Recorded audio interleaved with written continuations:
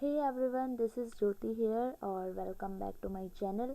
और आज की वीडियो मैं स्पेशली बनाई है, जो मैंने या मैं बना रही हूँ वो स्पेशली मैं बना रही हूँ स्पेशल बीएड के जो एंट्रेंस के लिए तैयारी कर रहे हैं। क्योंकि मैंने उन्हें कहा था कि एक वीडियो में मैंने बताया था कि जो लर्निंग टूल्स हैं, जो डिसेबल बच्चे होते हैं उनके लिए वो बहुत इम्पोर्टेंट है। एक आधा क्वेश्चन पूछ ही लिया जाता है। और जो स्पेशल बीएड का एंट्रेंस होना है वो 90 मार्क्स का है, प्लस उसमें नेगेटिव मार्किंग है। तो आपको एक एक चीज़ का बहुत अच्छे से ध्यान रखना है कि कहाँ से क्वेश्चन पूछा जा सकता है और किसी भी चीज़ को छोड़ना नहीं है। बाकी जो डीएलएड और जो बीएलएड वाले बीएड वाले जो स्टूडेंट्स हैं वो प्लीज़ एक बार वीडियो वो भी देख लेना, क्योंकि मे बी कुछ क्वेश्चन वहाँ भी आ सकते हैं। क्योंकि अभी इंक्लूसिव एजुकेशन का हमारा कॉन्सेप्ट चल रहा है अभी जो स्कूल्स में, तो उसके हिसाब से आपको भी ये चीज़ें पता होनी चाहिए। क्योंकि आपकी क्लास में भी बच्चे जो होते हैं कुछ डिसेबल होते हैं और आपको भी उन्हें पढ़ाना होता है, तो आपको भी पता होना चाहिए कि कौन कौन सी चीज़ें हैं या कौन कौन से जो टूल्स हैं जो हम यूज़ कर सकते हैं उनके लिए।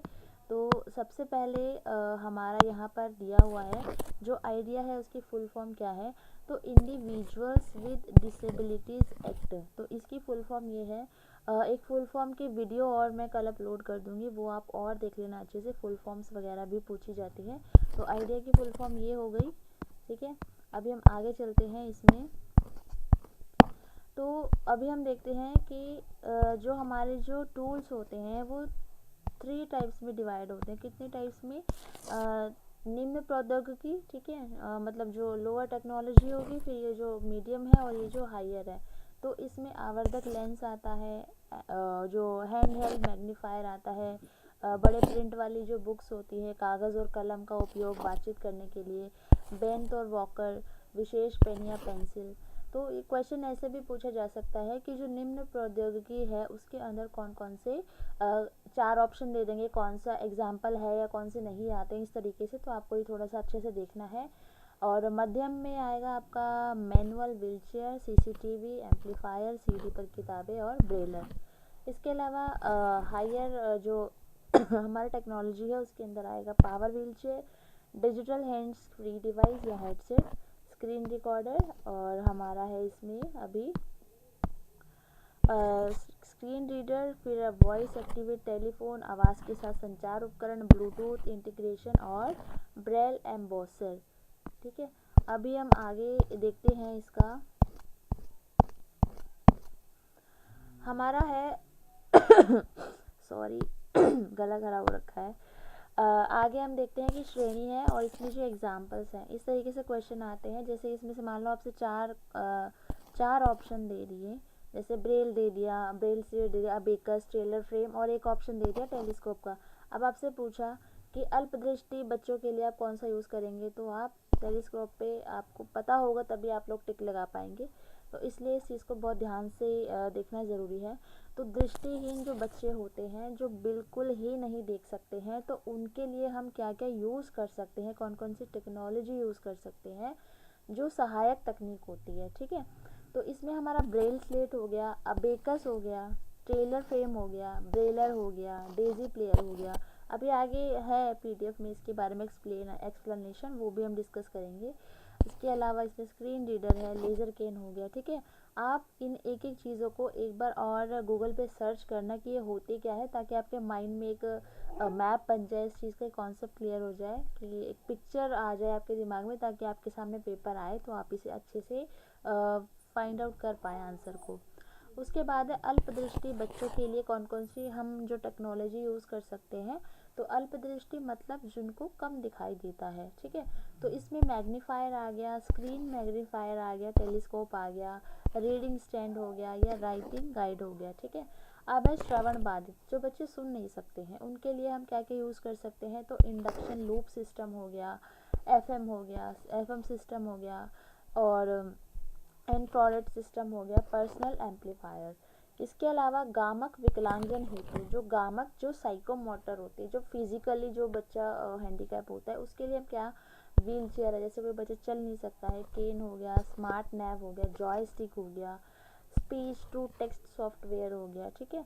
अब है बौद्धिक विकलांगजन हेतु, जो बच्चे जो बच्चे हमारे बौद्धिक रूप से, जो मेंटली रूप से जो बच्चे विकलांग होते हैं या डिसेबल होते हैं, उनके लिए हम स्वचालित और कंप्यूटराइज साधन यूज़ कर सकते हैं। ऑडियो प्रॉम्प्टिंग हो गई, वीडियो आधारित शिक्षण सामग्री, ठीक है, तो ये हम उनके लिए यूज़ कर सकते हैं। अब हम एक एक के बारे में जानेंगे, तो ये आप अच्छे से देखिए और इसका PDF मैं टेलीग्राम पे डाल दूँगी, आप लोग खुद से भी इसे पढ़ सकते हैं। अदरवाइज़ ये वीडियो देख लेना, इससे भी आपको दोबारा से हेल्प हो जाएगी।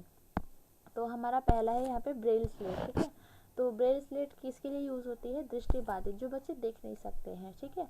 तो ये एक सहायक उपकरण है जिसके मदद से वे ब्रेल लिपि में लिख सकते हैं। ये इस टाइप से कुछ दिखता है और इसमें क्या है कि बच्चा ब्रेल लिपि में लिख सकता है और ब्रेल लिपि बाईं से दाईं ओर पढ़ते हैं, जबकि लिखते समय ब्रेल स्लेट पर दाईं से बाईं ओर बिंदुओं को उभारा जाता है। तो ये चीज़ ध्यान रखना, ये क्वेश्चन पूछा भी जाता है कि ब्रेल लिपि लिखी कैसे जाती है और पढ़ी कैसे जाती है। तो ब्रेल लिपि बाईं से दाईं ओर पढ़ते हैं, ठीक है। यहाँ से आप लोग यहाँ पर पढ़ोगे, जैसे अपनी हिंदी में पढ़ते हो, जबकि लिखते समय यहाँ से लिखना स्टार्ट करोगे, जैसे अपन ये उर्दू में लिखते हैं, ठीक है। और इसके बाद हमारा अबेकस है। अबेकस क्या है? अबेकस सबको पता ही होगा, यहाँ पे आगे पिक्चर भी दी होगी, ठीक है। ये हमारा क्या है, एक मिनट, ये हमारा क्या है? अबेकस है, ठीक है। तो अबेकस में क्या होता है, ये भी हम दृष्टिबाधित बच्चों के लिए यूज़ करते हैं। तो बच्चे इससे काउंटिंग करने में सक्षम होते हैं, काउंटिंग कर सकते हैं। इसके अलावा क्या है कि इसमें गणना कार्य के चरणों को संरक्षित नहीं रखा जा सकता। इसमें सेपरेशन बार बार के ऊपर नीचे मोतियों के सेट करने के मान तय किए जाते हैं, ठीक है। तो इसमें हम फिक्स नहीं कर सकते, बच्चा बार बार उसको चेंज करके अलग अलग काउंटिंग सीख सकता है, ठीक है। तो ये अबेकस में हो गया।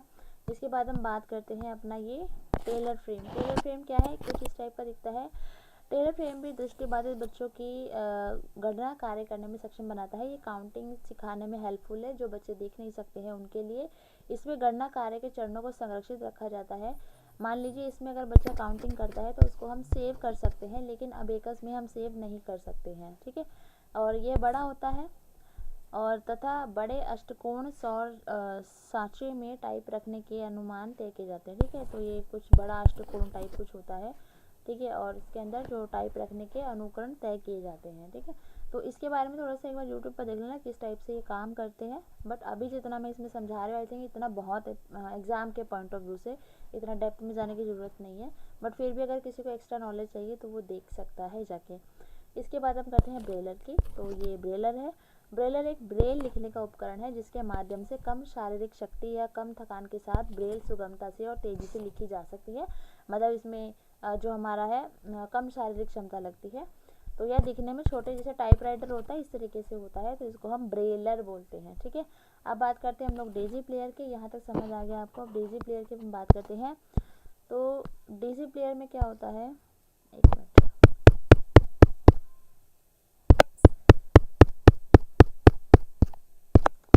आ गया, ये रहा डेजी प्लेयर। तो डेजी की फुल फॉर्म है, ये भी इम्पॉर्टेंट है, तो डिजिटल एक्सेसिबल इंफॉर्मेशन सिस्टम, ठीक है। तो डिजिटल ऑडियो पुस्तकें, पत्रिकाओं और कंप्यूटराइज पाठ के लिए एक तकनीकी माध्यम है ये डेजी प्लेयर। तो ये डेजी फॉर्मेट मुद्रित सामग्री के लिए पूरा ऑडियो विकल्प है जिसे विशेष रूप से दृष्टिबाधित और डिस्लेक्सिया सहित कई लोगों द्वारा उपयोग लाया जाता है, ठीक है। तो डेजी प्लेयर मतलब एक ऑडियो बुक लगा लीजिए इसको, डेजी प्लेयर जो होता है। और देखो डिस्लेक्सिया क्या होता है, मैंने अपनी वीडियो में पहले भी बताया है कि जो तारे ज़मीन है मूवी देखी होगा किसी ने, तारे हैं ज़मीन पर, हाँ वही है मूवी। उसमें बच्चा होता है, जैसे वो पी को 9 लिखेगा या 9 को पी लिखेगा, उल्टे अक्षर लिखता है, ठीक है, उल्टा ही पढ़ता है वो, तो वो डिस्लेक्सिया से ग्रसित होता है बच्चा, उसको बोलते हैं हम लोग, ठीक है। उसके बाद हम बात करते हैं स्क्रीन रीडर की। तो इसमें क्या होता है, तो स्क्रीन रीडर एक सॉफ्टवेयर अनुप्रयोग है। एक सॉफ्टवेयर है जो नेत्रहीन या दृष्टिबाधित उपयोगकर्ता हेतु वैकल्पिक रूप से सुनने की अनुमति देता है। ये सुनने के लिए बच्चों को हेल्प करता है और जॉस स्क्रीन रीडर का एक प्रचलित उदाहरण है, ठीक है। तो जॉस एक स्क्रीन रीडर का एक एग्जाम्पल है। अब हम बात करते हैं लेज़र स्क्रीन।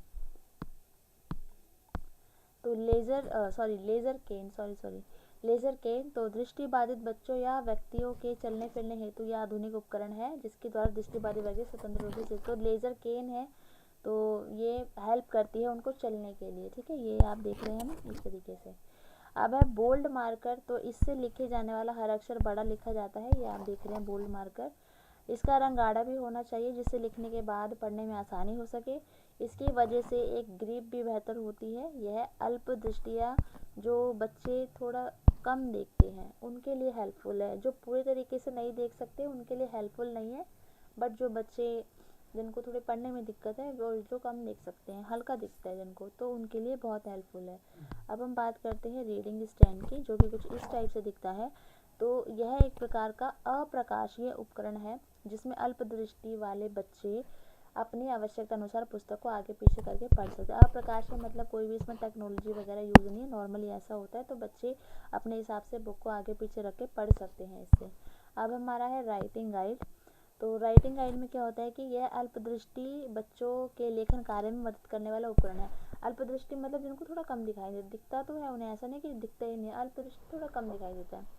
तो इसमें बड़ी बड़ी पंक्तियों हेतु रबड़ स्ट्रिंग लगे होते हैं, इसकी मदद से अल्पदृष्टि बच्चे आसानी से लिख सकते हैं, ठीक है।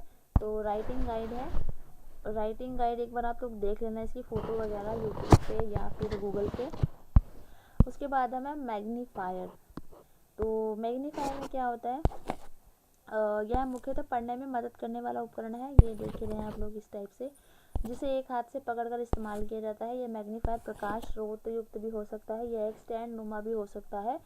इसका प्रयोग भी जो जिनको कम दिखाई देता है बच्चों को, उनको बुक्स पढ़ने में ये हेल्प करता है, ठीक है। तो ये है, और आपको बेसिकली करना क्या है कि ये जो टूल्स हैं आपको ये याद होना चाहिए कि कौन सा टूल किस टाइप के बच्चे के लिए यूज़ होता है। इतना डेप्थ में मैं सिर्फ इसलिए समझा रही हूँ क्योंकि आप लोग ग्रेजुएट हैं, मोस्टली ग्रेजुएट हैं, और उन्हें नहीं मे भी शायद नहीं नॉलेज हो कुछ इस टाइप से, क्योंकि वो पहली बार कुछ एग्ज़ाम दे रहे हैं।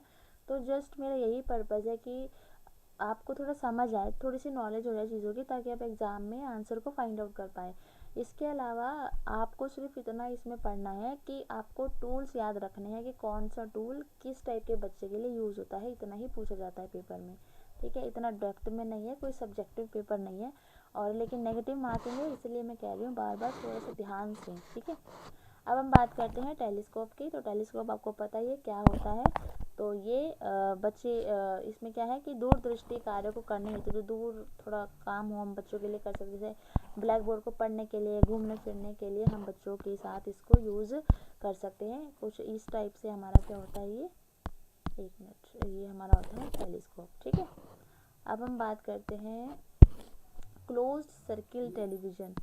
तो ये हमारा क्लोज सर्किल टेलीविज़न है, CCTV।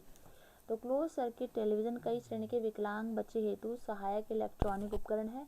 इसकी सहायता से बच्चे सुगमता से पढ़ सकते हैं। इसमें बच्चे अपनी आवश्यकता अनुसार आवर्धन या मैग्निफिकेशन को घटा बढ़ा सकते हैं, ठीक है। तो ये पता ही है हमें, ठीक है, बच्चों के लिए यूज़ हो सकता है। स्क्रीन मैग्नीफायर, तो ये इस टाइप से है। तो स्क्रीन मैग्नीफायर एक कंप्यूटर आधारित सहायक उपकरण है। यह स्क्रीन पर दिखाई जाने वाली टेक्स्ट आकृति को आदि को बड़ा बना देता है, तो इससे बड़ा करके बच्चा पढ़ सकता है, ठीक है। तो इसमें बेसिकली यही है स्क्रीन मैग्नीफायर में। अब उसके बाद हमारा है डॉक्यूमेंट रीडर। तो डॉक्यूमेंट रीडर एक उपकरण है जो ये छपे हुए अक्षर को पढ़ने में सहायक होता है और दृष्टि बाधित या अधिगम अक्षमता वाले बच्चों के लिए प्रभावी होता है, ठीक है। तो ये किसके लिए उपकरण यूज़फुल होता है, दृष्टिबाधित और अधिगम अक्षमता, ठीक है। अधिगम अक्षमता डिसलेक्सिया को बोलते हैं, ठीक है। अब हमारा है FS सिस्टम। तो FS सिस्टम आवाज़ प्रसारित करने के लिए प्रवर्धित संकेतों का उपयोग करती है। ये अक्सर कक्षाओं में प्रयोग में लाए जाते हैं, जहाँ प्रशिक्षक एक ट्रांसमीटर से जुड़े हुए एक छोटे माइक्रोफोन का इस्तेमाल करता है और बच्चे रिसीवर का इस्तेमाल करते हैं। तो ये बेसिकली हमारा है जो बच्चे दृष्टिबाधित है, जिनको थोड़ा सुनने में दिक्कत है, उनके लिए। अब हम बात करते हैं पर्सनल एम्पलीफायर। तो ये कुछ इस टाइप से होता है, ठीक है। अब हियरिंग एड है ये। तो पर्सनल एम्पलीफायर क्या होता है, ये हेडफोन के साथ ही कुछ हेडफोन टाइप ही होता है अपना पर्सनल एम्पलीफायर। हियरिंग एड इस टाइप से होते हैं, जैसे ये लेडी ने पहना है। और व्हील चेयर सबको पता ही है, ठीक है, क्या होती है और किस टाइप के बच्चों के लिए होती है। उसके बाद हम बात करते हैं जॉयस्टिक की, बहुत इंपॉर्टेंट है, ये पूछा जाता है। जॉयस्टिक किस टाइप के बच्चों के लिए यूज़ कर सकते हैं आप लोग, या कौन सा जो लर्निंग टूल है जो इस तरह के बच्चों के लिए यूज़ होता है। जॉयस्टिक एक इनपुट डिवाइस होता है जिसे सामान्यतः गेमिंग के लिए या किसी अन्य उच्च तकनीकी के लिए इस्तेमाल में लाया जाता है। ठीक है, सहायक तकनीकी के संदर्भ में यह कंप्यूटर माउस के स्थान पर उपयोग में लाया जाने वाला पॉइंटिंग डिवाइस है, जिसे गंभीर, ठीक है, तो ये बेसिकली माउस की जगह पे जैसे माउस होता है ऐसे इसको यूज़ किया जाता है जो शारीरिक क्षमता जिनमें दिक्कत होती है, कुछ फिजिकली जो बच्चे डिसेबल होते हैं। ठीक है, तो यही है, इतना ही है। और ठीक है, और इसके अलावा जो हमारे एक्ट्स वगैरह है मैं उसकी भी वीडियो अपलोड कर दूँगी जल्दी ही। ठीक है, और जो हमारे इम्पोर्टेंट जो हमारी फुल फॉर्म्स है उसकी वीडियो भी मैं अपलोड कर दूँगी। ये पीडीएफ आप लोग ले लेना टेलीग्राम से। और इतना ही इनफ है लर्निंग जो डिसेबल बच्चे उनके लिए लर्निंग टूल्स के लिए। आई थिंक इतना इनफ है, इन्हीं में से क्वेश्चन आ सकता है। Okay, thank you. वीडियो अच्छी लगी हो तो प्लीज़ लाइक कर देना। कोई और कंटेंट पे अगर आपको वीडियो चाहिए तो प्लीज़ मुझे कमेंट सेक्शन में कमेंट कर देना, और नए हो तो सब्सक्राइब कर देना, और प्लीज़ शेयर ज़रूर कर देना। Thank you.